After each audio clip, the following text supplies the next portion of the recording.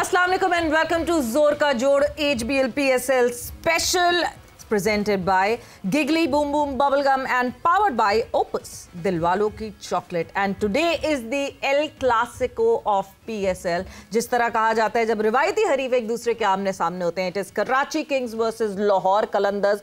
और आज सबसे ज्यादा नजरें ये होंगी कि क्या कराची के स्टेडियम में लोग आपको आते हुए दिखेंगे कि नहीं, एंड परफॉर्मेंसेज ऑब्वियसली कि किस तरह की परफॉर्मेंस होगी। दोनों टीम्स जो हैं right now they are on their high और दोनों ने जो है वो अब मैचेस जीत लिए हैं। सो यस, किस तरह की परफॉर्मेंस होगी एक दूसरे के जब मद्दे मुकाबले आएंगे। साथ ही साथ कल इस्लामाबाद यूनाइटेड और पेशावर ज़ल्मी का जो मुकाबला हुआ उसके हवाले से भी बात होगी। Peshawar Zalmi needs to wake up, इतना टाइम नहीं मिल सकता उनको कि ऑन द ट्रॉट 2 मैचेस वो हारते चले गए हैं और ऐसे कि उनके बोलर्स ऐसा लगता है कि आएँ और आके हम पे चार्ज करें और अपना नेट रन रेट बढ़ाएं। यही कर रहा है सिर्फ इस वक्त पेशावर ज़ल्मी। बात करेंगे इन दोनों मैचेस के हवाले से। साथ ही साथ Pakistan women team has won it 3 in a row and just 2 more to go और बहुत करीब है क्वालिफिकेशन की फॉर द वर्ल्ड कप। सो इन सारे मैचेस के हवाले से डिस्कशन होगी। मैं हूँ सवेरा पाशा और मेरे साथ मौजूद है हाफिज़ मोहम्मद इमरान। और बिल्कुल सवेरा, जैसे आपने PSL के मैचेस का जिक्र किया है, बाबर आजम एक मरतबा फिर पेशावर की तरफ से रन्स नहीं कर पाए हैं और ये एक बड़ा निशान है सवालिया कि कप्तान क्या करेंगे। और उसके साथ साथ जब हम जिक्र करते हैं इस्लामाबाद यूनाइटेड का, तो गुज़िश्ता 10 मैचेस में 400 किए हैं साहिबजादा फरहान ने। और ये एक बहुत बड़ी मिसाल है पाकिस्तान में कि क्या ऐसे खिलाड़ियों को आप कब मौक़े देंगे और कैसे मौक़े देंगे। इसी मैच पर गुफ्तगू करेंगे। पाकिस्तान क्रिकेट बोर्ड के साबिक चीफ सेलेक्टर जनाब अज़हर खान साहब हमारे साथ मौजूद हैं। अस्सलाम वालेकुम खान साहब। जी बहुत शुक्रिया जी, आप बहुत बहुत शुक्रिया आपका। पाकिस्तान टीम के साबिक कप्तान, batting coach Pakistan cricket team Mohammad Yusuf साहब शरीक गुफ्तगू हैं। अस्सलाम वालेकुम यूसुफ साहब। वालेकुम सलाम। बहुत शुक्रिया आपका। 2 चीज़ें हैं, बाबर आजम नाकाम नहीं हुए, रन्स नहीं कर पाए, नाकाम हुए दोबारा, और साहिबजादा फरहान ने गुज़रे 10 मैचेस में 400 कर दिए। किस पे पहले बात करना चाहें? दोनों, जहां से आप शुरू करें। जिस पे भी बात करना चाह रहे हैं उससे पहले मेरे ख्याल से मैच समरी देख लें। हम मैच समरी देख लेते हैं और फिर इस सवाल का आप बिल्कुल जवाब दें, बिकॉज यस बहुत बड़ा कंसर्न है ये इटसेल्फ पाकिस्तान के लिए और PSL के लिए, पेशावर ज़ल्मी के लिए भी। सो मैच समरी आपके सामने स्क्रीन पर। 243 रन स्कोर किए इस्लामाबाद यूनाइटेड ने 5 विकेटों के नुकसान पर। पहले बैटिंग करते हुए 106 रन स्कोर किए साहिबजादा फरहान ने 52 गेंदों पर। 27 गेंदों पर 40 रन कॉलन मिंडो ने स्कोर किए। सलमान अली आगा के 15 पर 30 रन थे। 20 ओवर्स में 4 ओवर्स में 39 रन दिए जोसेफ ने और 2 विकेटें ली। 3 ओवर्स में 39 रन हुए हुसैन तलत के 2 विकेटें इनके हिस्से में आई। और इसके जवाब में पेशावर ज़ल्मी की पूरी टीम 141 रन बनाकर पवेलियन लौट गई। हारिस टॉप स्कोरर रहे, 47 गेंदों पर 87 रन इन्होंने स्कोर किए। उसके बाद हुसैन तलत के 13 हैं और मिचल के 10 रन हैं। 3 विकेटें हासिल की माद वसीम ने 4 ओवर्स में 26 रन देकर। 2.2 ओवर्स में डवारशिस ने 23 रन दिए और 2 विकेटें हासिल की। 4 ओवर्स में 29 रन देकर शादाब खान भी 2 विकेटें हासिल करने में कामयाब हुए। तो ये है मैच समरी। जी यूसुफ साहब। बिस्मिल्लाहिर्रहमानिर्रहीम। सबसे पहले तो बाबर पे बात करते हैं क्योंकि बहुत बड़ा कंसर्न है कि हमारा बहुत बड़ा प्लेयर है। हमें बहुत ज़्यादा फ़िक्र होनी चाहिए और है भी, और इसको भी हो रही होगी क्योंकि मुसलसल उससे वैसी बैटिंग नहीं हो पा रही जैसे वो करता था। इसकी मैं जब सिलेक्टर था ना उस वक्त से मैं ये कह रहा हूँ कि इसकी जो प्रॉब्लम्स आ रही हैं इसको हम एकेडमी में बुलाते हैं। मैं उस वक्त सिलेक्टर भी था, बैटिंग कोच भी था एकेडमी में। तो मैं ये कह रहा था एक तो इधर आ जाए, हम इस पर काम करते हैं। जो थोड़ी बहुत चीज़ें हो रही हैं, टेक्निकल प्रॉब्लम आ रही है, इसको हम सॉल्व कर लें। तो वो समहाउ किसी को समझ नहीं आई उस टाइम ये बात की। और मैं ये भी चाह रहा था कि फ़र्स्ट क्लास भी कुछ खेले क्योंकि फ़र्स्ट क्लास में जहाँ पे अभी ये आउट हो रहा है मुसलसल बॉलिंग ज़्यादा वहीं होती है। चैनल बॉलिंग हो रही होती है 4 डे क्रिकेट में, वहाँ ये खेल रहा होता, इसको पता चल रहा होता। अब 2 चीज़ें आ गई हैं। उस वक्त कोशिश करते हम तो टेक्निकल चीज़ सिर्फ थी, अब मेंटल इशू भी होगा। बिल्कुल। देखिए अब इतना ज़्यादा ये हो गया है कि अब इसको मेंटल स्ट्रेंथ भी चाहिए, क्योंकि अगर ये इसकी हम टेक्निकल प्रॉब्लम ठीक कर भी लेते हैं तो कहीं इसके दिमाग में ये रहेगा मैं आउट ना हो जाऊँ, मैं आउट ना हो। तो इतना आउट हो गया वो इस जगह पे, तो अब इसको मेंटल जो है स्ट्रेंथ भी चाहिए। तो मेरा ख्याल है कि लेट कर दिया है। मेरा ख्याल है शायद इसको भी थोड़ी समझ अब आ रही होगी क्योंकि जब मैं कह रहा था वो 6-7 महीने पहले की बात है, सितंबर से मैं शुरू, बल्कि उससे भी पहले का कह रहा हूँ कि इसको टेक्निकल प्रॉब्लम्स हैं। उस वक्त वो मान रहे थे कि हैं, वो लोग नहीं मान रहे।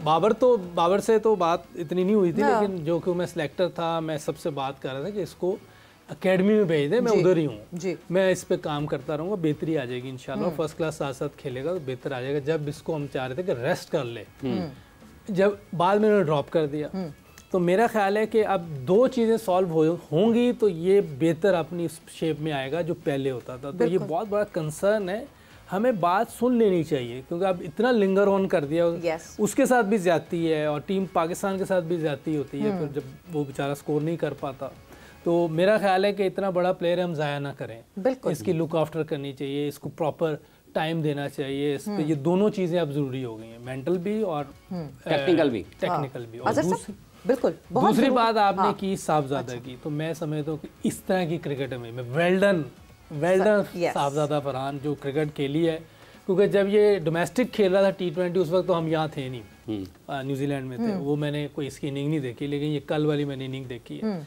सिर्फ रन्स नहीं किए, जो हम चाह रहे हैं कि चारों तरफ खेले, और 200 के स्ट्राइक रेट और 200 दोनों चीजें उसने कर दी। ये दोनों चीजें देखें, 200 का स्ट्राइक रेट भी कर देता और एक तरफ खेल रहा होता ना, तो फिर शक व शुबात रहते हैं कि यार जब बाहर जाएगा क्या होगा।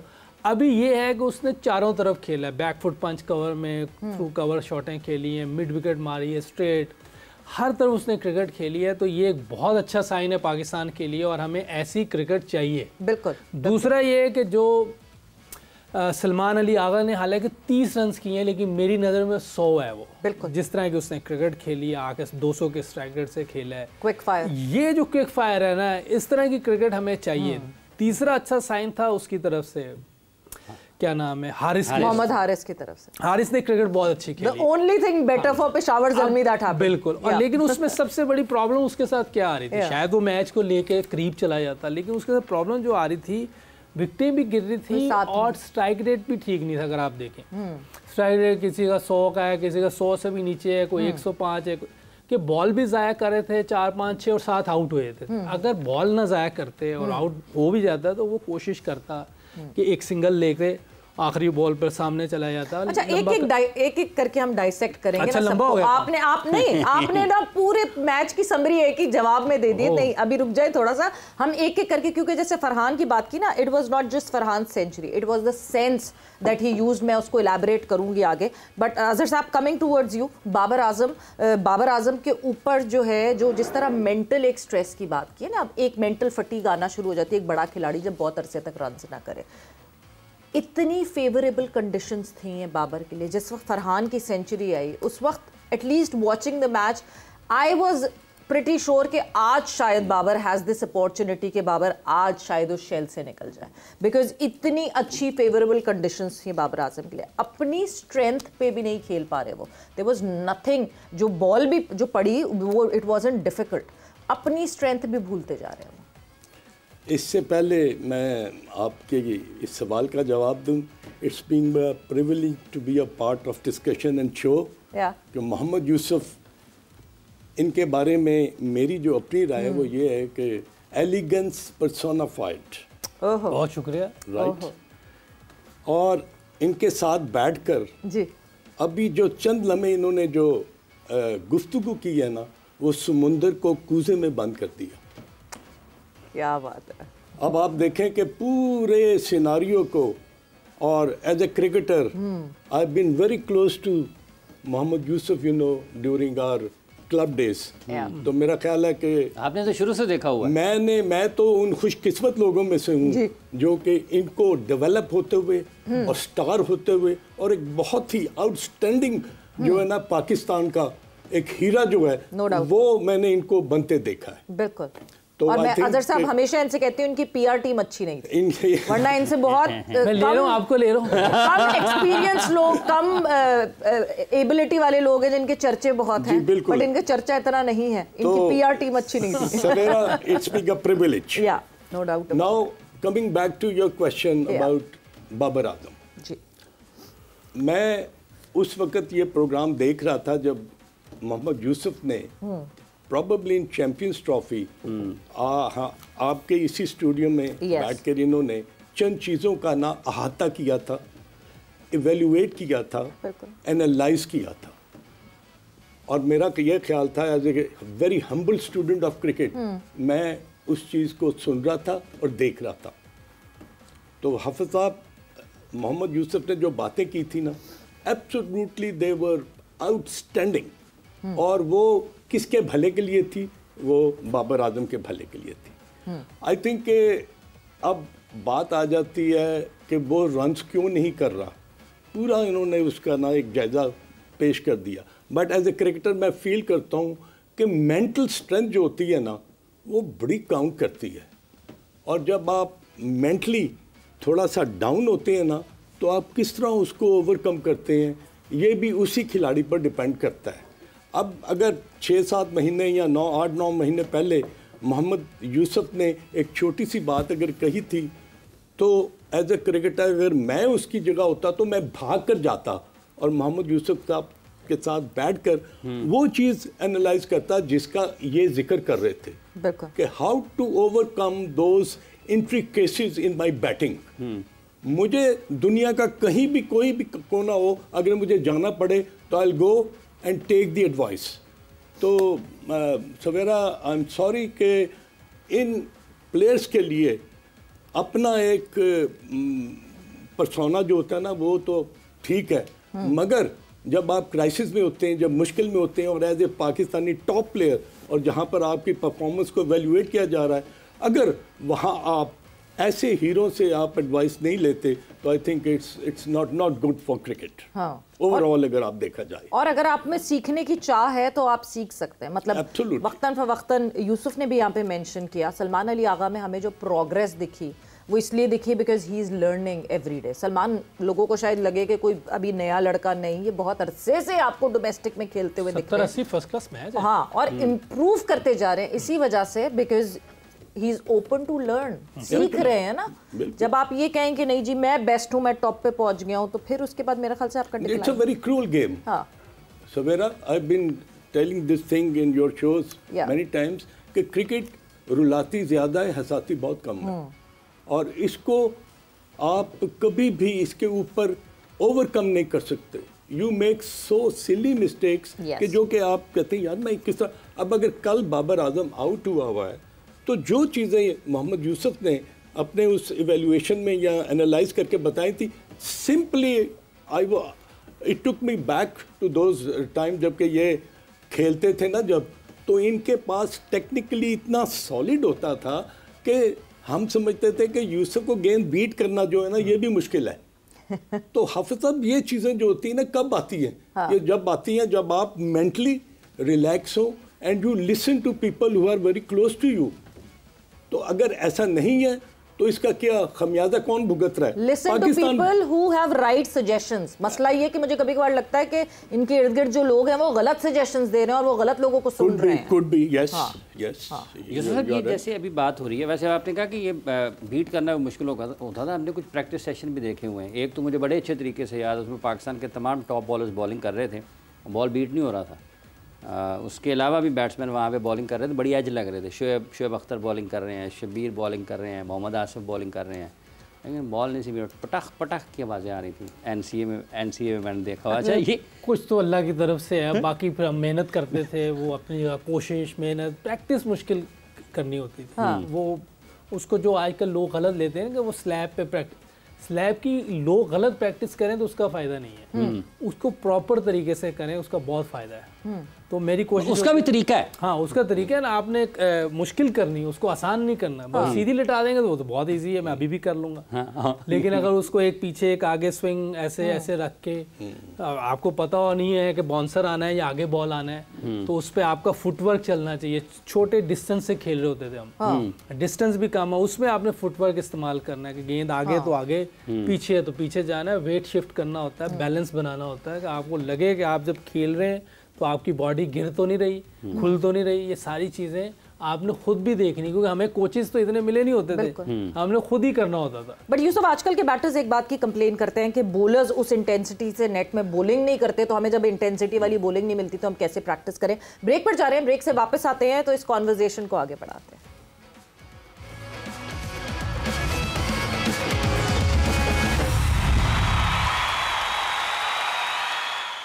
And welcome back to Zor Ka Jod PSL special presented by Giggly Boom Boom Bubblegum and powered by Opus, दिलवालों की चॉकलेट। So break पे जाने से पहले यही बात हो रही थी और ये डिस्कशन हो रही थी कि किस तरह नेट्स में प्रैक्टिस करनी चाहिए बैटर्स को। और यूसुफ, बहुत सारे बैटर्स ये कंप्लेन करते हैं इन द रीसेंट टाइम्स कि बॉलर्स उस तरह जान नहीं मारते नेट्स में बॉलिंग करते हुए, तो हमें ऑपोजिशन बॉलर्स की ऐसी मिलती नहीं है, स्पेशली जब हम टूवर्ड्स पे होते हैं तो बॉलर्स की वो इंटेंसिटी नहीं दिखती नेट्स में।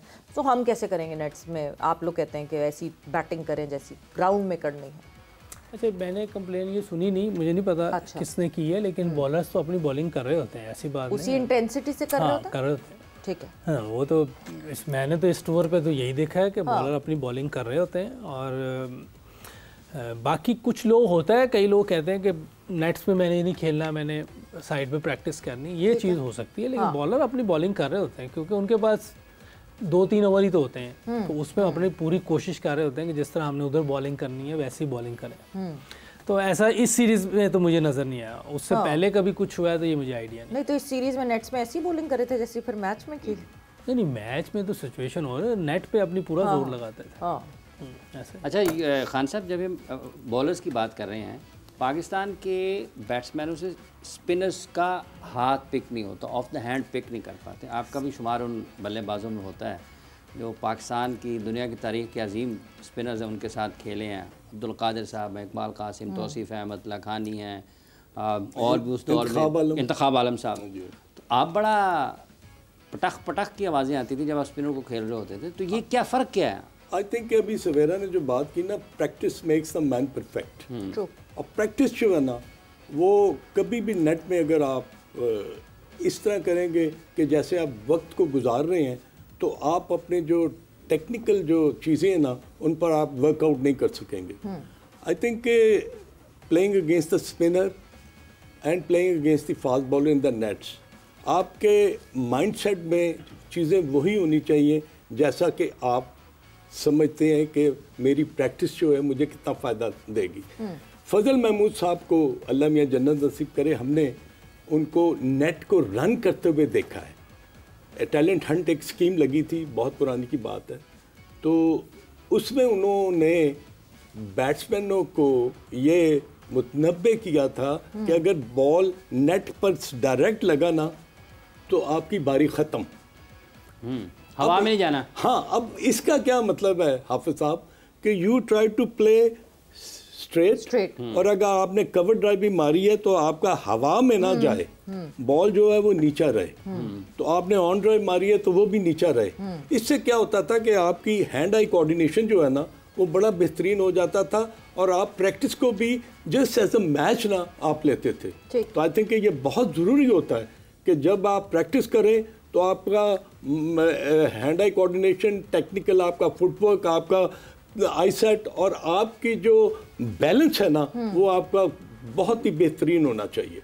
तो मेरा अपना ख्याल एज ए क्रिकेटर, मैं फील करता हूँ कि एज ए बैटर अगर आप बॉल को जितना नीचे खेलेंगे और जितना हवा में खेलेंगे उतना डेंजरस होगा, जितना नीचे खेलेंगे आप मेंटली और भी स्ट्रांग होते जाएंगे। लेकिन खान साहब आज तो कहते हैं हवा में जाना चाहिए, बॉल नीचे तो तुम बाहर हो। ये बात भी आप ठीक कहते हैं कि अगर हवा में नहीं किया तो आपके साथ रन्स नहीं हो सकेंगे। बिल्कुल ठीक कहा। बट ये सारी चीजें तो जो हैं ये तो आप खेलते हुए आएंगे, नेट्स में तो सिर्फ आपने रिवीजन करना है बेसिकली। ये सारी चीज़ें आपको पहले से पता होनी चाहिए, पहले से आनी चाहिए, और फिर वो नेट्स में रिवीजन होता है। बट जहां हम साहिबजादा फरहान की बात कर रहे थे, मैं वापस उस तरफ आना चाहूँगी। अब एक एक करके हम ज़रा प्लेयर्स की बात करते हैं। साहिबजादा फरहान कि अगर आप 100 को डाइसेक्ट करते हैं, विच इज़ मोर इम्पॉर्टेंट, कि हम हमेशा कहते हैं हमारे लड़के मैच अवेयर या गेम अवेयर नहीं होते। जो 100 आई, यस 200 के स्ट्राइक रेट पे आई, एक और प्लस पॉजिटिव था, बट वो जिस तरह 200 के स्ट्राइक रेट पे उन्होंने टारगेट किया कि मैंने किस किस बॉलर को टारगेट करना है। यूसुफ अली रज़ा के अगेंस्ट उन्होंने कहा मेरा लोकल लड़का है, मैं उसके अगेंस्ट डोमेस्टिक भी खेला हूँ। 11 बॉलें अली रज़ा के अगेंस्ट फेस की साहिबजादा फरहान ने, 35 रन स्कोर किए। सुफियान के अगेंस्ट 9 बॉलें फेस की, 22 रन स्कोर किए। अलजारी जोसेफ पे चांस नहीं लिया, 6 बॉलें फेस की और 4 रन स्कोर किए। मोहम्मद अली पे भी चांस नहीं लिया, 6 बॉलें फेस की, 11 रन बनाए, थोड़ा बहुत जितना चांस ले सकते थे। जॉश लिंडे पे 10 बॉलें फेस की, 19 रन उस पर स्कोर किए। हुसैन तलत पे 4 बॉलें फेस की, सिर्फ 7 रन बनाए। साइम अयूब की 5 बॉलें फेस की और 7 रन बनाए, विच मीन्स ही न्यू कि मैंने कहाँ किसको विक्टिमाइज करना और किसके ऊपर चार्ज करना। बड़ी सेंसिबल इनिंग खेली है। और देखें तेज भी खेला है और सेंसिबल भी खेला है, स्ट्राइक रेट भी था। जो आप बता रही हैं कि किन बॉलर्स को टारगेट करना है किन को नहीं, ये बड़ा ज़रूरी होता है। बाज़ का कोई अच्छी बॉलिंग करे उसको रिस्पेक्ट देनी होती है ताकि विकेट ना दे दें, क्योंकि जब आप विकेट देते हैं तो टीम आगे भी लग सकती है, 1-2 विकेट और गिरे तो आप और प्रेशर में आए थे। वर्ल्ड टी20 में बुमराह को शॉट मारने की कोशिश की रिजवान ने, टाटा बाय बाय पूरा मैच हमारा वो जो भी। अब ये है कि आपको आइडिया होना चाहिए कि ये मैं कवर कर लूंगा, ये बहुत ज़रूरी है, कवर करना बहुत ज़रूरी है। जिस तरह उसने किया है, 26 बॉल पे पहली 50, 23 पे दूसरी 50, 49 पे उसने 100 कर दिया। इसका मतलब है कि 200 प्लस के स्ट्राइक रेट्स पे उसने 100 कर दिया। तो इस तरह की क्रिकेट जो भी खेलेगा वो पाकिस्तान को बहुत फ़ायदा होगा। हमने देखना है कि पाकिस्तान का फ़ायदा किस में है, हमने इंडिविजुअल को नहीं देखना। इंडिविजुअल अपना 100 कर ले, 50 कर ले, कोई पहले में आ जाए, दूसरे पे रैंकिंग में, इसमें पाकिस्तान को कोई फ़ायदा नहीं। पाकिस्तान का फ़ायदा उसमें है जिसमें पाकिस्तान जीतेगा। जैसे अभी सलमान अली आगा की इनिंग है, 30 रन ऐसे थे कि ये पाकिस्तान के फ़ायदे के लिए थे। ये 100 से भी ऊपर मैं समझूंगा जिस तरह उसने खेला। तो इस तरह की क्रिकेट जो भी प्लेयर खेले, चाहे कोई भी हो, हमें ऐसे प्लेयर्स को ऊपर लाना है ताकि हमारी क्रिकेट ग्रो करे। हम आगे जो हमारे टूर्नामेंट्स आ रहे हैं, एशिया कप है, वर्ल्ड कप है T20 का, फिर बड़ा वर्ल्ड कप आ रहा है 2027 में, तो ऐसे प्लेयर हमें ढूंढने हैं, डेवलप करने हैं ताकि हमें आगे क्रिकेट में वाइट बॉल में फ़ायदा हो। अच्छा कि साथ ही चूँकि साहिबजादा फरहान एक तरफ है ना, अली रज़ा दूसरी तरफ है, क्या मतलब वो कंट्रोल नहीं था क्योंकि शॉर्ट बॉल काफ़ी किए, दूर करते रहे बॉल, हालांकि वो बहुत बासलाहियत है। हाँ, बासलाहियत है लेकिन यंग भी है। ये देखो अभी 17-18 साल का है, तो कभी आपको मार पड़ रही हो यंग एज में तो फिर बात का मुश्किल भी हो जाती है और विकेटें बैटिंग भी आए, ये भी आप देखें।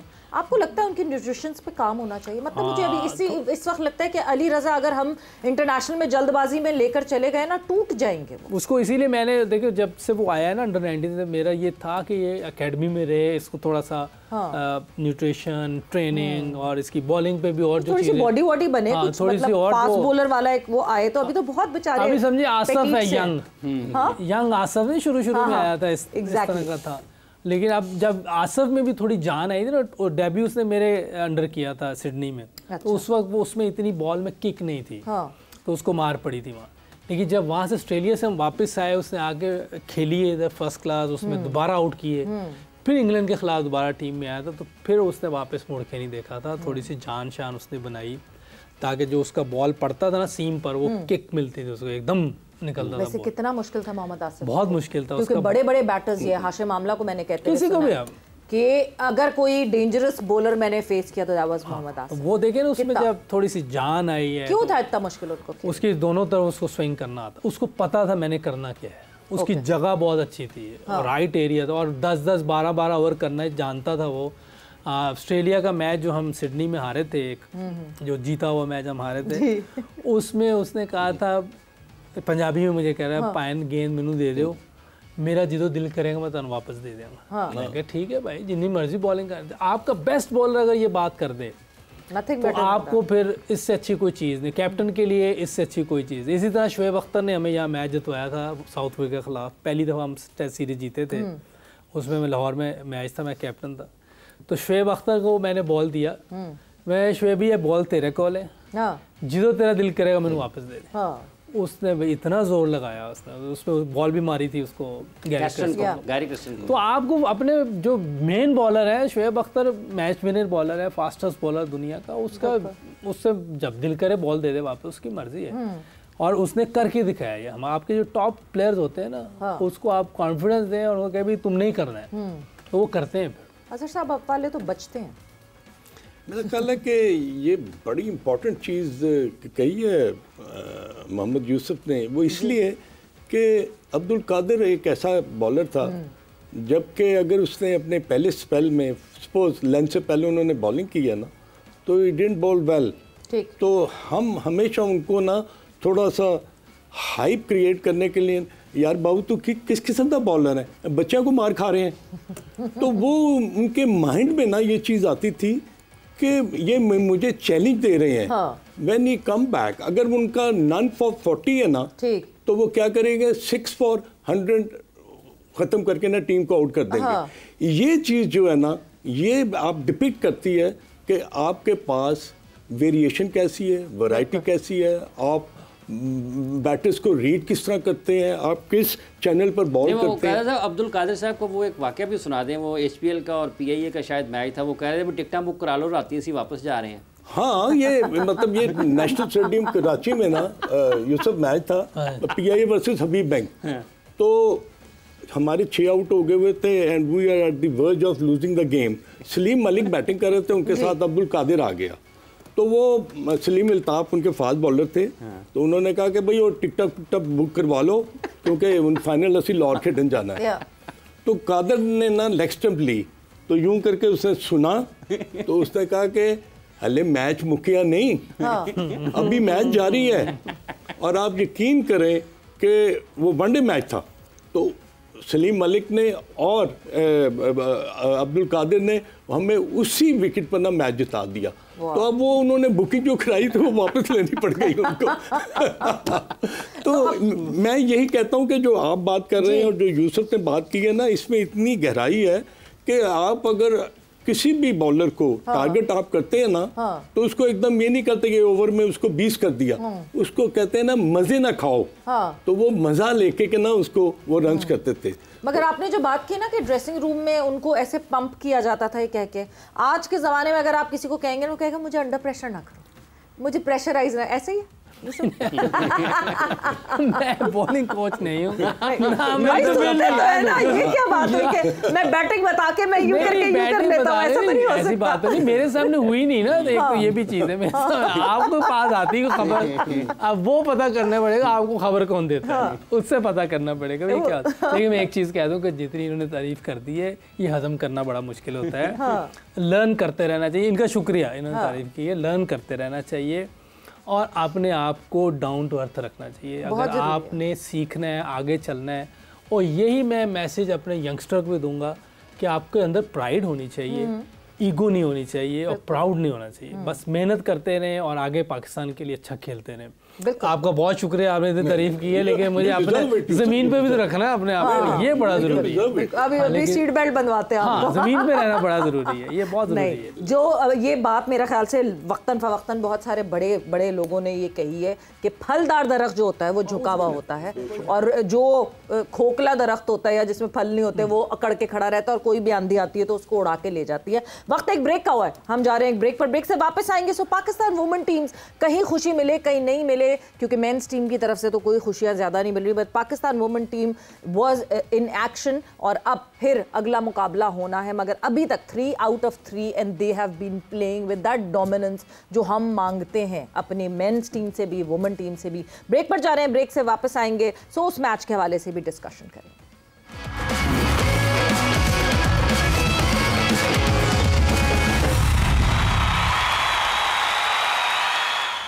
And welcome back to Zor Ka Jod PSL special presented by Giggly Boom Boom Bubblegum and powered by Opus दिलवालों की चॉकलेट। सो ब्रेक पे जाने से पहले डिस्कशन हो रही थी ऑब्वियसली जो मैच अभी हुआ कल HBL PSL में, एंड जिस तरह हैंडल किया इस्लामाबाद यूनाइटेड ने पेशावर ज़ल्मी को और 100 रन से ऊपर की जीत हासिल की। So yes, the net run rate game is going on, but दूसरी तरफ Pakistan women team is playing wonderfully and touch wood I hope कि इसी तरह अच्छी performances रहें, because they are very close to the qualification at the top of the table right now। और जो summary आपको जो है हम बताते हैं, मैच समरी क्या रहा, किस तरह वेस्ट इंडीज़ वुमेन के अगेंस्ट जो है पाकिस्तान वुमेन ने खेला, और वेस्ट इंडीज़ वुमेन ने ऐसी हरकतें की जो कि पहले शायद पाकिस्तान वुमेन करती थी। जी 191 रन पाकिस्तान ने पहले बैटिंग करते हुए स्कोर किए, और सिद्रा अमीन ने 54 रन स्कोर किए, मुनीबा के 33 थे और सिद्रा नवाज़ के 23 रन थे। ये 191 रन पाकिस्तान ने इन 3 बैटर्स ने बड़ा हिस्सा उसमें डाला।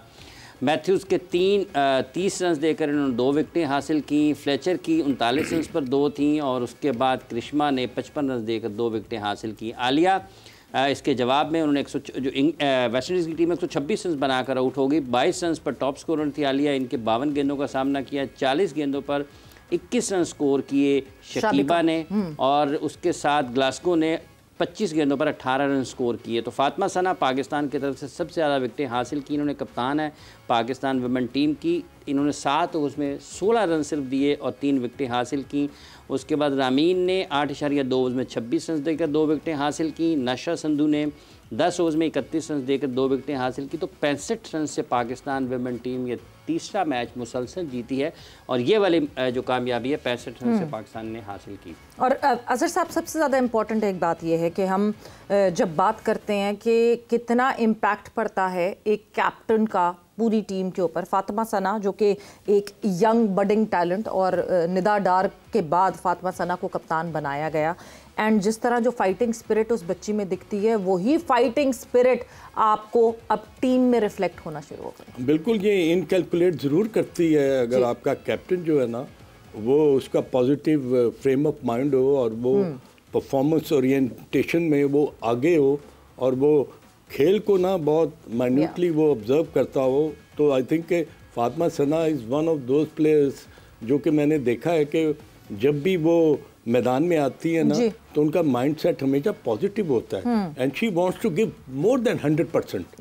यही चीज़ फिर डिपेंड करती है आपके दूसरे 10 प्लेयर्स पर कि वो अपने कैप्टन को जब राइट फ्रॉम द स्टार्ट जब देखते हैं कि ये बहुत मेहनत कर रही है बॉलिंग में, बैटिंग में, फील्डिंग में, तो फिर ना तमाम 10 जो खिलाड़ी हैं ना वो उसको फॉलो करने की कोशिश करते हैं। तो in my opinion I think captain's role is always very important.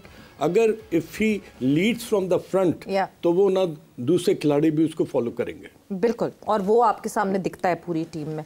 बड़ा मुश्किल होता है सीनियर्स को साइड पे करना, और ये मोहम्मद वसीम ने जो है फेस किया इस चीज़ को, एंड कुछ सीनियर्स को साइड पे किया। इस क्वालिफायर के स्क्वाड में आपको वो सीनियर्स नहीं दिखते। उस पूरे माहौल को बैलेंस आउट करना एक बहुत टफ काम होता है। हमें लगता है मेंस क्रिकेट में सीनियर्स को हटाना मुश्किल होता है, वुमेन्स क्रिकेट में बहुत ज़्यादा मुश्किल होता है। और वैसे मुझे इतना आइडिया नहीं कौन कौन सी प्लेयर्स हैं, लेकिन देखा हुआ कुछ प्लेयर्स के बारे में, और जिस तरह भी उसने किया उसने एक परफॉर्मर को ऊपर लाया। ये सबसे बड़ी चीज़ ये होती है। अगर आप बगैर परफॉर्मर किसी प्लेयर को कप्तान बना देते हैं ना उसके बहुत बुरे नताइज होते हैं। पास्ट में हुआ है हमारे साथ क्रिकेट टीम में जो हुआ है, ये नताइज जो अब नज़र आ रहे हैं हमें इस टाइम, ये उसकी एक कड़ी भी है, उसकी भी एक कड़ी है कि हमने ऐसे कप्तान भी बनाए हैं जो डिज़र्व नहीं करते थे लेकिन बनाए हैं। ठीक है, लेकिन ये अच्छी चीज़ है कि ये परफॉर्मर है जी और यंग है, और पिछले काफ़ी मैचेस जब से ये शुरू हुआ है देख रहे हैं कि मुसलसल ये विकेटें भी ले रही है। मुझे नहीं पता बैटिंग करती है कि नहीं। जी, धुआंधार बैटिंग करते हैं, गुड बैटिंग। तो वो एक लीड कर रही फ्रंट से, और कैप्टन का रोल ही ये होता है। इमरान भाई का क्यों ज़्यादा करिश्मा था कि वो फ्रंट पे लीड करते थे, जहाँ मुश्किल पड़ती थी आए। वर्ल्ड कप के फाइनल में 1 डाउन आ गए, और भी आप कई जगहों पे देखा, और ट्रांजिशन बड़ी अच्छी करते थे। बॉलिंग उन्हें लगी कि अब मेरी बॉलिंग नीचे जा रही है, उन्होंने बैटिंग इतनी ज़्यादा इंप्रूव कर ली कि प्रॉपर बैट्समैन लगना शुरू हो गए थे। ताकि कप्तान जो है वो लीड कर रहा हो। हमें कप्तान ऐसे चाहिए जो फ्रंट से लीड कर रहे हो, उसको देख के फिर पूरी टीम जो है ना उसको फॉलो करती है, और वो भी परफॉर्मेंस वैसे ही देने की कोशिश करते हैं। तो आप देखें कि हम जिनके साथ हम खेले हैं वो सारे इमरान भाई के साथ खेले हुए थे।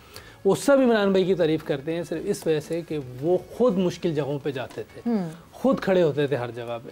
तो मेरा ख्याल है कि फातिमा सना का भी जो परफॉर्मेंस देखी जा रही है इस टूर्नामेंट में वो ऐसी नज़र आ रही है कि वो लीड कर रही है। तो एक अच्छी चीज़ है, अच्छा डिसीजन है, और क्रिकेट बोर्ड को भी क्रेडिट जाता है कि जो वसीम की बात उन्होंने मानी और उसको उन्होंने अप्रिशिएट किया, और अच्छी चीज़ है कि रिजल्ट भी आए उसके। इनके कोचिंग पैनल को आप कैसे देते हैं? इसमें जुनैद खान भी शामिल है, पाकिस्तान के बाएं हाथ से तेज गेंदबाज थे, और डियाना बेग की बहुत अच्छी बॉलिंग आजकल लग रही है। जुनैद को उसका क्रेडिट देना चाहिए because Diana is doing well. जब देखिए जो भी बॉलिंग कर रहा है और बॉलिंग कोच वहाँ है तो लाजमी बात है बॉलिंग कोच को क्रेडिट जाता है। ऐसी बात देखिए, जो भी कोचेज आते हैं जो सही हों, सही कोचेज हों। जुनैद खान ने अच्छी क्रिकेट खेली हुई है तो वो सही चीज़ ही बता रहा होगा। अब अगर किसी की परफॉर्मेंस सही नहीं आती तो हो सकता है कि वो बच्ची बात समझ ना रही हो, बच्ची उस तरह ना काम कर रही हो जैसे वो चाह रहा हो। लेकिन ये कि कोच सही है, उसने खुद बॉलिंग की हुई है, दुनिया में उसने अच्छी बॉलिंग की है। चैंपियंस ट्रॉफी में देखें इंडिया में उसने बड़ी ज़बरदस्त, एक अच्छा बॉलर है, वो अच्छी बात बता रहा होगा, तो क्रेडिट देना चाहिए जुनैद को, लाजमी देना चाहिए। पॉइंट्स टेबल पे नजर डाल लें because obviously Pakistan women team is leading and is topping the points table right now of the ICC Women's World Cup qualifier, और 6 पॉइंट्स के साथ पाकिस्तान इस वक्त टॉप पे बैठी। There 2 more matches for Pakistan team जो कि उन्होंने बांग्लादेश और थाईलैंड के अगेंस्ट खेलना है। अगला मैच थर्सडे को पाकिस्तान वुमेन टीम खेलेगी थाईलैंड के against, and that could seal the deal for them. और थाईलैंड का मैच जीत के के तो it would be confirmed that they would be going for the ICC world cup जो कि सितंबर में खेला जाएगा, दो कि वो इंडिया में खेला जाएगा। अब देखना ही होगा। जैसा सर पकड़ के बैठे होंगे, फिर न्यूट्रल वेन्यू में डिसाइड करूंगी अब कौन क्योंकि सा थाईलैंड का मैच पाकिस्तान के लिए निस्बतन आसान भी हो सकता है कि थाईलैंड अभी तक कोई मैच नहीं जीता है, पॉइंट टेबल में सबसे नीचे है और पाकिस्तान ने एक और फतह हासिल करनी है और जायशा साहब को मौका में फराहम करना है कि पाकिस्तान की मेज़बानी करेंगे, उसके लिए कोई रास्ता निकाल लें। हाँ, न्यूट्रल वेन्यू पे ही जाना पड़ेगा। जिस तरह अभी तक जो बात हुई है और मोहसिन नकवी साहब से जो डील हुई है उस पे तो न्यूट्रल वेन्यू की ही कहानी हो। अब ये पता नहीं डील रहती है कि ढील हो जाती है। ये बहुत इंपॉर्टेंट सवाल है और ये वाकई इस पे देखना पड़ेगा। बट अगेन क्योंकि पिछला मैच जो हुआ इस्लामाबाद और पेशावर के हवाले से हम बात कर रहे थे, Karachi Kings now and Lahore Qalandars, आज कराची स्टेडियम में जो है ये मुकाबला होना है। दोनों टीम्स को आपने देखा है, दोनों टीम्स के मैचेस देखे हैं, किसका पलड़ा भारी लगता है? ये कहना मुश्किल काम है। हाँ। क्योंकि देखें अभी बड़ी बराबर की मैच तक ग्लैडिएटर जीती हुई थी, लाहौर कलंदर हारी हुई थी। हाँ। लेकिन लाहौर कलंदर ने उनको पूरे 80 रन से मैच हरा दिया। तो ये कहना थोड़ा मुश्किल है क्योंकि टीमें बैलेंस भी हैं। हाँ। और बाज़ का आप पहली इनिंग में जैसे बहुत अच्छा खेल जाए तो प्रेशर दूसरी इनिंग पे आया था, लेकिन कराची ने जो चेस किया है उनको कॉन्फिडेंस है कि हम चेस भी कर सकते हैं और बड़ा टोटल चेस किया है 234 का, तो उनके पास ये एडवांटेज भी है। उनकी अगर आप देखें, उनके एक चीज़ देखें, अगर उनके प्लेयर आउट भी हुए ना तो उनका स्ट्राइक रेट देखें, जो वार्नर था 200 का स्ट्राइक रेट था, चाहे उसने कम स्कोर किया लेकिन स्ट्राइक रेट नहीं नीचे आने देते। हाँ। सेफर्ड का भी ऐसे ही था, उसने भी तकरीबन 200 के स्ट्राइक रेट से खेला है। तो स्ट्राइक रेट अगर अच्छा चल रहा हो तो आप एंड पे मैच जीत जाते हैं। हाँ। खुशदिल शाह 170 के करीब वो भी खेला है। yes. उसने बहुत ज़बरदस्त सपोर्ट किया है उसको, क्या विंस को। विंस तो थ्रू आउट 200 से खेला था, उसने कहीं भी नीचे नहीं आने दिया। इसी वजह से 234 चेज हुआ है। अगर वो बाज़ का आप होता है ना कि आप अच्छे बॉलर को कहेंगे यार मैं इसको, उसको भी आप स्ट्राइक रोटेट करते रहे, वरना तो आपका वो जो स्ट्राइक रेट है बढ़ता जाएगा। तो इसलिए आपको अच्छे बॉलर को सिंगल जरूर करते रहना चाहिए। हाँ। बिल्कुल डॉट नहीं खेलना, डॉट खेलने से प्रेशर पड़ता है, डॉट खेलने से एवरेज बढ़ जाती है, फिर नया प्लेयर आके नहीं कर सकता। तो विंस को और खुशदिल शाह को क्रेडिट जाता है। और T20 में तो हिमाकत है डॉट बॉल्स, बिल्कुल ऐसे ही है, बिल्कुल। सो वो हिमाकत नहीं करनी चाहिए डॉट बॉल की। और अभी हम बढ़ते हैं शाहिद आफरीदी साहब की तरफ, वो भी हमें ज्वाइन किए हैं अभी प्रोग्राम में। अस्सलाम वालेकुम शाहिद साहब। जी अस्सलाम वालेकुम। वालेकुम सलाम सारे दोस्तों को। वालेकुम सलाम। बहुत शुक्रिया। ये अभी तक यूसुफ साहब बता नहीं पाए कि लाहौर कलंदर्स और कराची किंग्स में से कौन सी टीम ज़्यादा जीत के इम्कान है, आपका क्या ख्याल है? देखें मेरे ख्याल में तो लाहौर कलंदर लास्ट मैच जीता है, ये भी कराची भी जीते हैं। अच्छे मैच की उम्मीद है, तवक्को अच्छे मैच की है और कराची के लिए तो इसलिए इम्पोर्टेंट है क्योंकि उनके सीजन इतने अच्छे नहीं गुजरे और क्राउड पुलर जो अगर कोई टीम होगी कराची को, क्राउड को कोई अगर लेके आएगा ग्राउंड में तो वो कराची की परफॉर्मेंस बहुत इंपॉर्टेंट है। बाकी एक लास्ट मैच लाहौर भी जीते हैं, अच्छा खेल रहे हैं, अच्छा नजर आ रहे हैं, टीम कॉम्बो बड़ा जबरदस्त है। मेरे ख्याल में एक आधा चेंज और करेंगे, जो मैं आपको बात कर रहा था कि उस लेग स्पिनर को खिलाना चाहिए जो बांग्लादेश वाला बॉलर है जी। अल्हम्दुलिल्लाह वो खेला है, तो मेरे ख्याल में अच्छा मैच होने की उम्मीद रखता हूँ आज। अच्छा, आप स्टेडियम ही तो नहीं जा रहे हैं? अभी तो मुझे लग रहा है कहीं स्टेडियम ही तो नहीं जा रहे हैं आप? नहीं, सवेरा एक दो कामों से गया था, फाउंडेशन की चीजें भी है ना वहाँ में, इसलिए तो मैं स्टूडियो में नहीं हूँ और मिस कर रहा हूँ, आप लोगों को मिस कर रहा हूँ। शाह साहब, ये साहिबजादा फरहान गुज़िश्ता 10 मैचेस में 400 उन्होंने कर दिए, कल भी 100 किया है। आप उनकी गुज़िश्ता जो ये वाली इनिंग्स है जो उन्होंने कल खेली है, किस तरीके से देखते हैं और क्या खास चीज़ आपको उसमें नज़र आ रही है इस वक्त?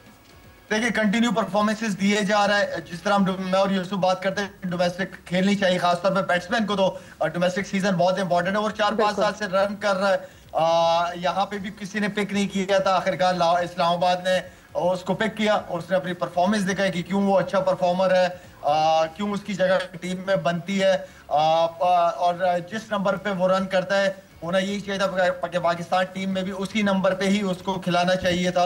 वो 5वें-6ठे नंबर वाला प्लेयर बिल्कुल भी नहीं है और खासतौर पे जब आप प्लेयर्स ढूंढ भी रहे हैं छोटे फॉर्मेट के अंदर, जो ऊपर साइम अयूब के साथ कोई ओपन करने वाला हो, तो ये वो सारी चीजें हैं। मेरे ख्याल में वो उसने अपनी अवेलेबिलिटी बता दी है कि मैं अवेलेबल हूँ पाकिस्तान टीम के लिए और परफॉर्मेंस के साथ। लाला, पाकिस्तान टीम के लिए बड़ी पॉजिटिव चीज़ें अभी तक, जबकि 4 दिन हुए हैं, पीएसएल को अभी इतना टाइम नहीं हुआ है, सामने आ रही हैं। आपको साइम अयूब, हमें पता है किस तरह का टैलेंट है, साहिबजादा फरहान कल आपको दिखे, मोहम्मद हारिस एक बड़ा प्रॉमिसिंग प्रॉस्पेक्ट दिखे, जो कि है प्रॉमिसिंग प्रॉस्पेक्ट, बट थोड़ा सा डीरेल हो गए थे कुछ अरसे के लिए, वो वापस पेशावर ज़ल्मी की अगर एक पॉजिटिव कल थी so that was Mohammad Haris, और जिस तरह मोहम्मद हारिस ने बैटिंग की कल, बहुत अच्छा खेला है, बहुत पॉजिटिव खेला है। लेकिन मोहम्मद हारिस जो है ना, मैं ये समझता हूँ, यूसुफ भी यहाँ पे बैठा हुआ है, मेरे ख्याल में अगर उससे पाकिस्तान ने फायदा उठाना है तो ऊपर फायदा उठा सकता है। यहाँ पे पिचेस, बॉलर्स, थोड़ा सवेरा आपको भी पता है कि इंटरनेशनल क्रिकेट की डिमांड डिफरेंट है। तो मेरे ख्याल में अगर हारिस से आप फायदा उठाना चाहते हैं तो ऊपर वाले नंबरों पे ही उठाएं, जिसमें मैं समझता हूँ कि सर्कल बहुत इंपॉर्टेंट होगा। बिल्कुल, यानी टॉप ऑर्डर कहीं ना कहीं सॉर्टेड है पाकिस्तान टीम का, ऊपर नंबर पे उठाया। अच्छा अजहर खान साहब, ये अगर हारिस से फ़ायदा उठाना है पेशावर ज़ल्मी को भी, तो इसका मतलब है फिर कप्तान को सेक्रीफाइस करना पड़ेगा ना, फिर कप्तान नीचे आएंगे। साइम ने तो पाकिस्तान की तरफ से भी ओपन करनी है, तो आपको लगता है कि टफ कॉल हो सकती है अगर थोड़ा आगे बढ़ के सोचते हैं तो? नहीं, टफ कॉल तो ज़रूर हो सकती है, मगर अभी जो शाहिद ने बात की है ना कि हॉर्सेस फॉर कोर्सेस, ये नहीं हो सकता कि आप साहिबजादा फरहान को अगर आप एज एन ओपनर वो परफॉर्म कर रहा है तो आप उसको नंबर 6 या नंबर 7 पर आप उसको खिलाएं। It is a very very unfortunate thing for player itself. ये नहीं है कि पाकिस्तान की क्रिकेट में किसी ने नीचे आकर परफॉर्म नहीं किया, ज़रूर किया है, मगर आप उस खिलाड़ी को उसका हक ज़रूर दें जहाँ पर वो परफॉर्म करता आ रहा है। अब अगर एक खिलाड़ी 4 सेंचुरी कर रहा है 10 मैचेस में, तो वो ओपन जाके कर रहा है, तो इसका मतलब है कि एज एन ओपनर उसने ये चीज़ जाहिर कर दी है लोगों को कि जी he is very good you know at the top level. ठीक है, 6 ओवर जो होते हैं वो बड़े इंपॉर्टेंट होते हैं, और उसको आप किस तरह इनकैलकुलेट करते हैं, किस तरह आप रन्स करते हैं, किस तरह आप सर्कल का फ़ायदा उठाते हैं। अगर साहिबजादा फरहान इस किस्म की क्रिकेट खेल रहा है जो कि उसने कल लोगों को दिखाई है, तो इसका ये मतलब है कि he deserves to be given a chance at the top. बिल्कुल। अभी शायद अफरीदी ने एक बात आपके शो में की थी जी, जो कि मैं मोहम्मद यूसुफ का भी फायदा उठाते हुए ना थोड़ा सा उस पर मैं, अगर आप इजाज़त दें तो मैं बिल्कुल उस पर बात करना चाहूँगा। शाहिद ने एक बड़ी ज़बरदस्त बात की थी कि वो कोचेस जो कि पाकिस्तान टीम के साथ अपने प्लेयर्स के साथ जब वो जुड़ जाते हैं तो वो उनको कोई ना कोई गुर ज़रूर बताते हैं कि आपने अपनी गेम को किस तरह बिल्ड करना है, किस तरह आपने अगेंस्ट दी ऑपोजिशन आपने परफॉर्म करना है, और आपके वो खिलाड़ी जो कि परफॉर्म करने वाले होते हैं, अगर खुदा ना खास्ता उनकी परफॉर्मेंस नीचे जाती है तो जो कोच है अगर वो ये बताता है तो वो फिर क्या होता है कि अगले दिन जाकर ना, सपोज अब ये मोहम्मद यूसुफ ने कोई ना कोई चीज़ ज़रूर बाबर आजम को बताई होगी, मगर वो हैपन कि बाबर आजम जब अपने दूसरे नेक्स्ट कोच पर गए हैं जैसे कि पेशावर ज़ल्मी की है, तो क्या वो इन कैलकुलेशन जो थी वो फॉलो की गई? मोहम्मद यूसुफ ने जो चीज़ बताई थी न्यूजीलैंड के टूर पर, उसको क्या फॉलो किया गया? मैं शाहिद से बिल्कुल ये चीज़ सहमत करूंगा और उनकी मैं राय चाहूँगा कि क्या वो इस चीज़ को समझते हैं कि इसको कंटिन्यू करना चाहिए, और जो चीज़ें मोहम्मद यूसुफ ने बताई हैं उसको फॉलो किया जाए। बिल्कुल। लाला, कोलैबोरेटेड गाइडेंस की जिस तरह हमने बात की थी कि जो टॉप से कोई कोच बता रहा है वही डोमेस्टिक में जो कोचेस हैं वो एक तरह से सिंक्रोनाइज होने चाहिए। जी लाला, मेरा ये इस पे 2-3 दिन से हमारी कंटिन्यू बात हुई है कि यूसुफ और मैं ये इस बात पे बहुत ज्यादा हमने बात की है कि आप अगर यूसुफ कोई चीज बताता है नीचे जाके, क्या कोचिंग वही है जो यूसुफ बता रहा है उनको? इंपॉर्टेंट चीज ये है कि यूसुफ को आखिर क्यों सिखाना पड़ रहा है पाकिस्तान टीम में आके प्लेयर को? ये सारी चीजें तो बेसिक्स जो चीजें हैं कि जहां का बॉल है वहीं खेलो, वहीं मारो, तो आप कामयाब रहोगे ज्यादा। लेकिन ये यूसुफ बेचारे को पाकिस्तान टीम में सिखाने की क्या जरूरत पड़ी थी? तो चीजें नीचे से ही ठीक करने की जरूरत है। सवेरा यहाँ एक और चीज को ऐड करूंगा कि बाबर की बात करते हैं हम, अगर मैं पेशावर ज़ल्मी खैर 2-3 साल ही रहा हूं उनके साथ, लेकिन अगर मैं यहाँ पे होता ना तो अगर आप बाबर से कभी भी कप्तानी ना करवाता। कर ली है, दैट्स इट। बाबर ऊपर से प्रेशर खत्म करो, एज अ प्लेयर खेलो। अगर ना होता तो मैं यहाँ पे ये छोटा बच्चा कौन है, साइम टाइम अयूब, मैं एक यंग लड़के को बनाता जो एग्रेसिव खेलता है, जो तगड़ा खेलता है। मैं यहाँ बाबर को नहीं बनाता कप्तान, मैं बाबर को कहता कि बाबर जाओ और अपनी बैटिंग को एंजॉय करो, तुम्हारे ऊपर कोई प्रेशर नहीं है, तुम जवाब देनी हो, सिर्फ अपनी परफॉर्मेंस करो बस। लाला, बट फिर सवाल वही उठता है ना कि क्या सीनियर प्लेयर्स इस बात पे राजी होते हैं कि नहीं होते? फ्रेंचाइज के ऊपर भी बड़ी जिम्मेदारी आती है इस तरीके से। नहीं, बट सीनियर प्लेयर्स क्या इस बात पे राजी होते हैं? मेरा मतलब है अगर आप उनकी सुन के चलोगे तो फिर अगर आप उनकी सुन के चलोगे तो फिर तो आप कहाँ स्टैंड करते हो? आपको भी तो जॉब मिली है ना, आपने भी तो कोई डिसीजन लेना है ना कड़वे से। बिल्कुल, और वो डिसीजन कड़वे बड़े मुश्किल होते हैं वो डिसीजन करना। पाकिस्तान क्रिकेट बोर्ड भी अक्सर जो है घबराती है वो डिसीजन करने से। बट यस, बिल्कुल ऐसा हो सकता है। बट यूसुफ, कितना इम्पॉर्टेंट पेशावर ज़ल्मी के लिए है कि साइम और हारिस ओपन करें और बाबर को डाउन दी ऑर्डर कर दिया जाए। मगर इस वक्त एक ब्रेक का टाइम हुआ है, ब्रेक पर, और ब्रेक से वापस आएंगे तो मेरा फेवरेट सेगमेंट प्रेडिक्शन का सिलसिला शुरू होगा। एंड आपका favourite segment that is #AskLala, #AskYusuf। जल्दी से अपने मैसेजेस जो है वो हमें भेजना शुरू करें, बिकॉज हम जमा कर रहे हैं आप लोगों के सवालात और जवाबात मिलेंगे हमारे एक्सपर्ट से after the short break.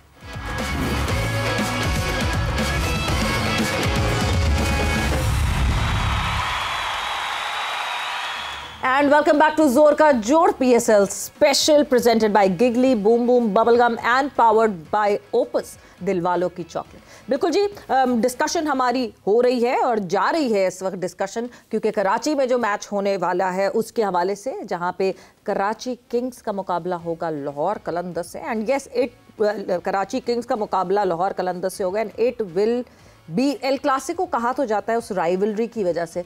But आपको दिखता है कि उतना फियर्स मुकाबला होगा अजहर साहब? होना चाहिए। I think it's very good for cricket itself, इसलिए कि अगर आप कराची और लाहौर की राइवलरी की बात करती हैं ना जी, तो I take you back in ages, जब government college Lahore Islamia college का बड़ा ज़बरदस्त मुकाबला होता था। इसलिए कि मेरा ख्याल है कि जिस तरह दोनों टीमें एक एक मैच हारने कराची किंग्स तो अपना मैच बहुत आउटस्टैंडिंगली जीती है। 234 को चेस करना ना ये कम रन्स नहीं होते, और इसमें पार्टनरशिप काउंटर लॉट, तो कॉन्फिडेंस लेवल ज़रूर कराची किंग का बड़ा होगा। मगर जिस तरह कम बैक किया लाहौर ने और लाहौर कलंदर ने, जो एक मैच हारने के बाद ये मैच जो जीता है, तो आई थिंक कि इसमें बड़ा डिपेंड करेगा कि बॉलिंग जो है ना वो लाहौर कलंदर की, उसका एक इम्तिहान होगा against the batters of Karachi king. वो किस तरह उन पिचेस का फ़ायदा उठाते हैं। देखिए कराची की पिच जो है ना Sawera, very good for batters, ball बल्ले पर बड़ा अच्छा आता है, और आप ना अपना दोनों साइड पर आप जहराना अंदाज जो है अपना सकते हैं। तो इन माय ओपिनियन ये एक बड़ा अच्छा मैच होना चाहिए, और it may be a good total on the board. और जो भी टीम पहले बैटिंग करती है वो प्रॉबेबली, आई डोंट नो कि वो उसका क्या इम्पैक्ट होगा, वो आएगी नहीं आएगी, क्योंकि 8 बजे शुरू होता है। तो कराची में अगर ड्राई वेदर बहुत ज़्यादा है तो मे बी कि इसका इतना इम्पैक्ट ना हो। पिछले मैच में था मेरा ख्याल है उसका मसला था। लेकिन अगर अब दोनों टीमों को देखते हैं यूसुफ साहब, तो आपको क्या दोनों में कैप्टन वर्सेस कैप्टन अगर सामने रखें तो कौन सा कप्तान आपको ज़्यादा बेहतर लगता है, जो अपने रिसोर्सेज को, अपने वसाइल को, खिलाड़ियों को ज़्यादा बेहतर तरीके से इस्तेमाल करता है? देखो, वार्नर ने मुझे नहीं पता कभी कप्तानी की है कि नहीं। पहले शाहीन ने इंटरनेशनल भी की और इधर भी 2 दफ़ा चैम्पियन भी हुआ है। उसको एज ये है कि वो बहुत सीनियर है, काफ़ी एज भी है उसकी, ये थोड़ा यंग है। कभी कभार यंग एज में आपके फैसले दुरुस्त नहीं होते, लेकिन पिछले मैच में बहुत ज़बरदस्त किए हैं जी। कभी कभी प्रेशर सिचुएशन में आपको काम रहना पड़ता है, वो शायद इसमें वो इसको हैंडल कर ले, क्योंकि ऑस्ट्रेलिया में, मगर वार्नर सिर्फ 2 दिन पहले आए थे, 2 दिन बिल्कुल लॉस्ट लग रहे थे जब पहला मैच खेला कराची ने, पता ही नहीं था उनको कौन सा लड़का कौन सा, इसलिए। लेकिन इन लोगों की एक मेंटल स्ट्रेंथ होती है, क्योंकि इसको देखें ना, शुरू में जब आया था इसके बहुत से इश्यूज थे, उन्होंने रिजॉल्व किया, इसको बनाया, इसकी सारी चीज़ें ठीक की हैं, तो ये बड़ी जल्दी चीज़ों को कवर करते हैं। तो मेरा ख्याल है कि सारे नखरे हमें ही दिखाते हैं। हाँ, बस ये उधर ठीक हो जाते हैं, सारी चीज़ें सही बिल्कुल। तो कैप्टनसी का तो इतना मैं समझता हूँ कि जो भी ऑन डे जो अच्छी कप्तानी करेगा वो जीत जाएगा, उसके डिसीजन अच्छे होंगे, उसको उसकी टीम को फ़ायदा होगा। हाँ। तो पहले कुछ कहना क्योंकि बहुत मुश्किल काम है, क्योंकि शाहीन भी यंग है, उसने कभी कप्तानी की नहीं और उसके मूड का भी वो है, मूडी बंदा भी लगता है वो। तो कराची के मैदान में जब रश होगा तो ज़्यादा फ़ायदा किसको होगा? ऑब्वियसली पाकिस्तान क्रिकेट को, पाकिस्तान क्रिकेट बोर्ड को एक अच्छी ऑप्टिक्स हमें सामने दिखेगी। बट ये कराची के मैदान में क्यों नहीं आ रहे लोग? हुज़ैफा खान हमारे साथ मौजूद है, हमारे कोरेस्पोंडेंट, उनसे जानते हैं स्टेडियम के दरवाजे तो आज कुछ हालात ऐसे। हाँ वाकई, जिस तरह यूसुफ ने कहा कि स्टेडियम के दरवाजे तो नहीं बंद, लोगों को कूद के तो नहीं जाना पड़ता स्टेडियम के अंदर। जी बिल्कुल सवेरा, देखें पाकिस्तान सुपर लीग का कहेंगे कि आज सबसे बड़ा मैच है, क्लासिको भी इसको कहा जाता है, और ओवर द ईयर्स इस मैच ने एंटरटेनमेंट फराहम किए लोगों को। कराची वर्सेस लाहौर है, कराची ने पिछला मैच भी बहुत अच्छा जीता है, क्लोज एनकाउंटर हुआ, लेकिन फिर भी फैंस नहीं आ रहे। लेकिन क्योंकि मसाइल यहाँ पे मौजूद हैं, ये जो रेनोवेशन हुई है नई, इससे ऐसा लगता है कि फैंस के लिए प्रॉब्लम बढ़ गई हैं। अपेरेंटली ये हुआ है कि पहले 2 स्क्रीन मौजूद थी, अभी भी 2 स्क्रीन हैं, लेकिन उन 2 स्क्रीन के जो प्लेयर्स हैं वो बिल्कुल जो एनक्लूजर्स हैं उनके सामने आ गए, उन्होंने व्यू ब्लॉक कर दिया। और दूसरा सबसे बड़ा मसला जो अब तक पाकिस्तान क्रिकेट बोर्ड एड्रेस नहीं कर सका, ड्रेसिंग रूम के राइट साइड के जितने भी एनक्लूजर हैं 7 से 8, वहाँ बैठे शायकीन को स्कोर नहीं पता चलता। यानी उनके सामने वाली जो स्क्रीन लगाई गई है उस पर सिर्फ ब्रांडिंग होती है, उस पर पूरे मैच में स्कोर्स नहीं होते हैं, ना ही जो ग्राउंड कमेंट्री होती है वो होती है। तो जितने लोग वहाँ बैठे होते हैं उनको पूरे मैच में यही नहीं पता चलता कि कौन खेल रहा है, कितना स्कोर हुआ है, कितना टारगेट दिया गया है, कितना रिक्वायर्ड रन रेट है। जब आपको ये चीज़ पता ही नहीं होगी तो मैच के अंदर थ्रिल कैसे होगा? वो सिर्फ बैठ के देख रहे होते हैं।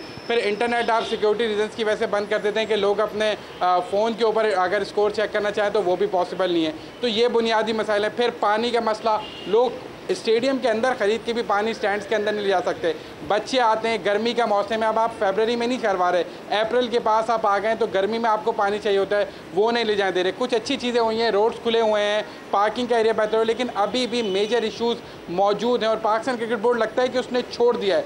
55-60 साल से यहाँ पर क्रिकेट हो रही है और फैंस आए हैं, लोगों ने इन्वेस्ट किया है यहाँ पर। अब अगर वो नहीं आ रहे तो पाकिस्तान क्रिकेट बोर्ड का भी और फ्रेंचाइज का, यानी जो यहाँ की होम टीम है, उनकी जिम्मेदारी बनती है कि लोगों को लेकर आएँ, फैंस इंगेजमेंट करें। आपको याद होगा PSL के जो इब्तिदाई सीज़न होते थे उसमें कैच का रोल होता था, उसमें टी-शर्ट्स बांटी जाती थी, कैप्स बांटे जाते थे, प्लेयर्स करीब आते थे। अब यहाँ पे ना प्लेयर्स को करीब आने दिया जाता, ना फ्रेंचाइज को इंगेजमेंट करती है, ना पाकिस्तान क्रिकेट बोर्ड को इंगेजमेंट कर रहा है, ना बाहर कोई ऐसी ब्रांडिंग की गई है कि लोग आपकी तरफ आएँ। अगर वो नहीं आ रहे तो आपको किसी न किसी तरीके से ब्रांडिंग की बात है तो शहर कायद में ब्रांडिंग के मामले में कुछ नज़र आता है? क्योंकि हमने तो सुना है एक से ज़्यादा मरतबा सलमान नसीर साहब को, जो कि सरबराह हैं PSL के, कि जिन शहरों में हो रही होगी वहाँ पर इस किस्म की सरगर्मियाँ नज़र आएंगी।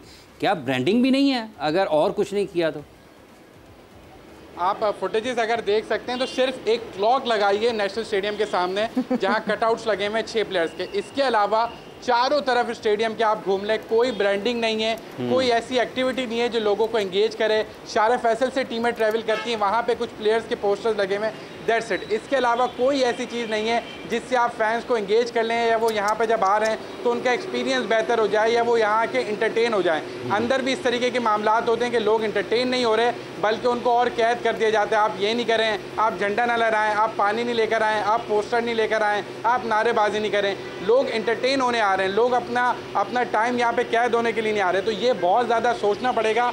यहाँ से 5 मैचेस बाहर लेके जाना ये ऑप्शन नहीं है। आपको यहाँ पे क्रिकेट को बेहतर करना होगा ताकि लोग स्टैंड्स की विजिबिलिटी की भी शिकायत लगा रहे थे बहुत सारे लोग के स्टैंड्स में विजिबिलिटी भी प्रॉपर, बीच का सिर्फ एक हिस्सा है जिस इंक्लोजर के एक बीच के हिस्से से सिर्फ थोड़ा सा मैच दिखता है, वरना ऊपर वालों को छत की वो जो फ्रिल गिरी हुई है नीचे उसकी वजह से मैच नहीं दिख रहा, नीचे वालों को ग्रिल की वजह से मैच प्रॉपर नहीं दिखता। विजिबिलिटी के इश्यूज़ मौजूद हैं। चेयरमैन क्रिकेट बोर्ड ने कहा था कि हम यहाँ से जंगला मुकम्मल तौर पे ख़त्म कर देंगे, लेकिन ऐसा हुआ नहीं। जंगला रिप्लेस ज़रूर हुआ, लेकिन उससे ऑब्वियसली बात है कि आपका जो विंग एक्सपीरियंस है वो बेहतर नहीं हुआ। छज्जे की जिसकी आप बात करिए वो भी वहाँ मौजूद है। इसके अलावा जो मैंने आपको बताया कि स्क्रीन के पिलर्स 2 इंक्लूजर के आगे बड़े बड़े पिलर्स आ गए हैं जिससे आपका व्यू कम्प्लीटली तौर पे ब्लॉक हो जाता है। वसीम अकरम इंक्लूजर जो है वो मुकम्मल तौर पे ब्लॉक हो चुका है। इसी तरीके से जो दूसरी स्क्रीन सामने की तरफ लगी है वहाँ पे भी ये सूरत हाल है। तो क्या सोच की ये स्क्रीन लगाई गई थी, क्या हिकमत अमली बनाई गई, कुछ नज़र नहीं आ रहा। यहाँ पे वही सूरत हाल है, 4-5-6 हज़ार लोग आ रहे हैं, वो अपनी मर्ज़ी से आते हैं, उसके लिए कोई होमवर्क नहीं किया जा रहा।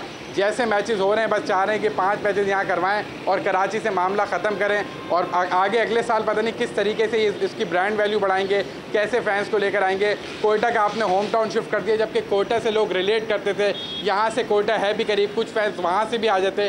कराची के लोकल बॉयज़ बहुत सारे थे, कप्तान कोयटा के थे, तो लोग वैसे भी रिलेट करते थे, यहाँ पे आ जाते थे, वो भी आपने ख़त्म कर दिया। तो ओवरऑल लैक ऑफ प्लानिंग और लैक ऑफ एडवर्टीजमेंट वाज़े तौर पे नज़र आ रही है यहाँ पे। थैंक यू ज़ैफ़ा, बहुत बहुत शुक्रिया फॉर दिस अपडेट। और कितनी ज़रूरी हैं यूसुफ ये ग्राउंड रियलिटीज़। लोग टीवी पे बैठे हुए बहुत आराम से कह देते हैं नहीं जी कराची में तो लोग ही नहीं, कामों में बिजी हैं, काम में बिजी हैं, बट उसके साथ साथ ये कितने सारे मसाइल हैं जो इस वक्त हमारे सामने पुटअप किए हैं। आप ग्राउंड में आएँ और आपको मैच का मज़ा ना आए तो क्यों आए ग्राउंड में, फिर सुकून से बैठ के अपने घर में ज़रा इज्जत से देखें, AC में बैठ के सुकून से देखा जाए। हमने तो बहुत मैचेस खेले हैं कराची में, लोग आते थे और बहुत मज़ा आता था कराची में मैच खेलने का। पता नहीं क्या है बात, ये पहली बार ही हुआ है या पिछली बार भी ऐसे था? पिछली बार भी था तो ऐसा, इतना नहीं था। हाँ। इस बार कुछ ज़्यादा तो और बहुत ज़्यादा। वो कह रहे 6000 लोग थे पिछले मैच में, ये तो फर्स्ट क्लास में लोग आ जाते थे कराची में जब अच्छे मैचेस होते थे इनके टाइम में, या हमारे टाइम में भी कभी कोई 2 बड़ी टीमें खेलती थी, इतने लोग आ जाते थे। तो ये तो एक बहुत अलार्मिंग सिचुएशन है कि 6000 लोग, PSL जो पाकिस्तान का सबसे बड़ा ब्रांड है, बिल्कुल, और दुनिया में लोग देख रहे हैं, तो यहाँ अपने होम ग्राउंड में, पाकिस्तान में होम ग्राउंड का मैच है आज। और उनके होते हुए ये कल पिछले मैच में 6000 थे, आज अभी वो कह रहे हैं कुछ पता नहीं। बिल्कुल, उसमें फैसल बैंक T20 में छतों पे भागते हुए दिखते थे लोग और पुलिस वाले पीछे पीछे भाग रहे होते थे उनको उतारने के लिए। फुल होता था ये। अच्छा, नेशनल T20 जब खेले, मैं खेला हूँ वहाँ मैच काफी, उसमें भी फुल होते थे। यस, तो ये तो एक लेवल और है, उसके बावजूद लोग कम है, तो इसका मतलब कुछ ना कुछ तो होम टीम का भी मसला है। कोई उन्होंने शायद ब्रांडिंग नहीं की, उन्होंने कोई मार्केटिंग सही नहीं की। ठीक, बाकी वो जो स्टेडियम का कह रहे हैं जिसमें पिलर आगे हैं 2, तो वो कह रहे हैं वो बिल्कुल ही ब्लॉक हो गए। और वो जो मैं देख रहा था, वो टीवी में एक कैमरा आता है वो पीछे से, तो उससे साफ पता चल रहा होता है कि सामने ऊपर से और नीचे से वो जंगला, बिल्कुल दरमियान में कुछ सीटें हैं जिनका सही व्यू होगा। बाकी तो व्यू मेरा नहीं ख्याल इतना अच्छा है, तो इसको मेरा ख्याल ये सॉर्ट आउट करेंगे। जो इतनी बात हो गई है, मेरा ख्याल है इसको नेक्स्ट टाइम ये सॉर्ट आउट करेंगे कि ये चीज़ें जो लोग आ रहे हैं उनके लिए आसानी से मैच देख सके, और जो मुश्किलात वो आ रही है कि मैच में अंदर हो क्या रहा है वो उन्हें पता ही नहीं चल रहा, तो वो इजी हो जाएगा जब ये चीजें सारी हट जाएंगी। बट पानी का सोल्यूशन स्पेक्टेटर फ्रेंडली होना चाहिए ना खान साहब। एक बहुत इम्पोर्टेंट, जिस तरह खिजर ने बात, हुज़ैफा ने बात की कि पानी का प्रॉब्लम, ठीक है, हमें पता है कि बॉटल्स नहीं ले जाने दे सकते। हमने पास्ट में देखा है कि एक इशू बन जाता है, बॉटल्स ग्राउंड में फेंक दी जाती हैं, कभी कुछ इस तरह के इश्यूज आ जाते हैं। उसका सोल्यूशन तो कोई निकाले ना, डिस्पोजेबल ग्लासेस दे दे, कोई तो सोल्यूशन निकालेंगे। बग्यार पानी के लोग इतनी गर्मी में कैसे बैठेंगे स्टैंड्स के अंदर? नहीं यार, फिर रोज़ा रखवा दें सबको। नहीं हफ्ता बड़ा मुश्किल है, और किसी भी ग्राउंड में ना जब तक फ्रेंडली इन्वायरमेंट्स नहीं होंगी, ख़ास तौर पर अगर आपने 5-6 घंटे वहाँ पर गुजारने हैं, तो इसका ये मतलब है कि बच्चों के साथ अगर आप ट्रैवल करते हैं, स्टेडियम आते हैं और मैच देखते हैं, तो वो फिर बच्चों की रिक्वायरमेंट भी उसी तरह देखनी चाहिए ना। और आइसक्रीम का हो गया या कोई स्नैक्स हो गए या पानी जिसका भी आपने जिक्र किया, तो they are the essential commodities, इनका तो वहाँ पर होना बहुत ज़रूरी है। अब अगर क्राउड, ये तो क्रिकेट बोर्ड की सतह पर है, बोर्ड इसको अरेंज कर सकता है।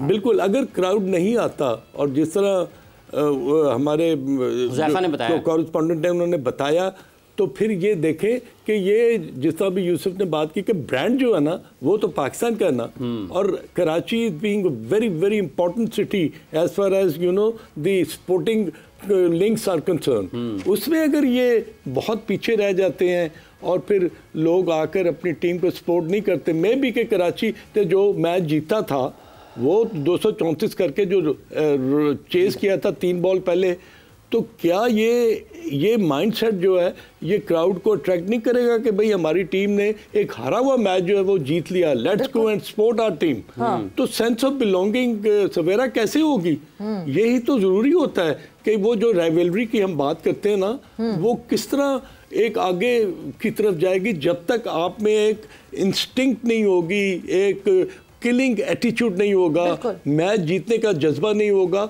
और लोगों के लिए खास तौर पर उसको अप्रिशिएट करना है, ग्राउंड में आना है। अगर 5-6 हज़ार लोग ही होंगे तो मुझे बताएं कि वो तो बिल्कुल खाली स्टेडियम जो है ना वो अट्रैक्ट नहीं कर सकेगा प्लेयर्स को या टीम के जितने भी इंपॉर्टेंट खिलाड़ी। और देखिए हैंड इन हैंड सपोर्ट होता है। मैं बहुत अप्रिशिएट करती हूँ इस बात पे दैट पेशावर ज़ल्मी जो है वो पेशावर से बसेस रन करते हैं पिंडी आने के लिए।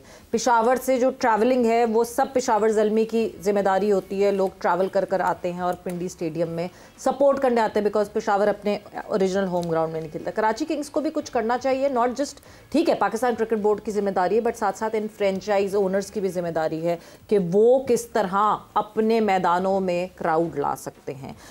वक्त जो है वो एक सवाल जो कि आपका शामिल यहाँ पे करते हैं एंड देन प्रेडिक्शन टाइम करेंगे बिकॉज वक्त का मुकाबला सख्त। यूसुफ आपसे सवाल पूछा हुआ है, हैशटैग आस्क यूसुफ। सुभान ने ये पूछा है, सुभान लाहौर से हैं और वो कहते हैं कि हसीबुल्लाह को ऑस्ट्रेलिया के मुश्किल टूर पर लेकर गए दिखाने के लिए कि यंगस्टर्स को खिला रहे हैं।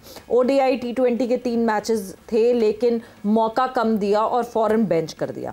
फिर जिसे वाइट बॉल सीरीज के लिए पिक किया था उसे साउथ अफ्रीका में रेड बॉल की टीम में बैकअप कीपर के लिए रख लिया कि कहीं रिजवान इंजर्ड हो गए तो एक कीपर हो, लेकिन चांस नहीं मिला। उसके बाद से हसीबुल्लाह गायब हैं बगैर खेले, बगैर किसी जस्टिफिकेशन के। क्वेश्चन तो मेरा सिलेक्टर से होना चाहिए कि जिन्होंने उधर नहीं, बट ये बात सही है कि गलत है। नहीं, ये देखिए आपने जब किसी को सिलेक्ट करना है तो उसको कुछ चांस दे के बाहर करें ना। मतलब आप उस्मान खान को एज बैकअप ले गए ना, आपने फिर हसीबुल्लाह को डिस्कार्ड कर दिया। ये तो आप सिलेक्शन बता सकती है कि उन्होंने ये क्यों किया, लेकिन एक जो सिस्टम होना चाहिए कि आप किसी प्लेयर को सिलेक्ट कर रहे हैं तो उसको 3-4 मैच दें ताकि अगर उसमें वो कुछ नहीं करता तो फिर आप उसको दोबारा फर्स्ट क्लास में डोमेस्टिक क्रिकेट में भेजते हैं, वो दोबारा आ जाए।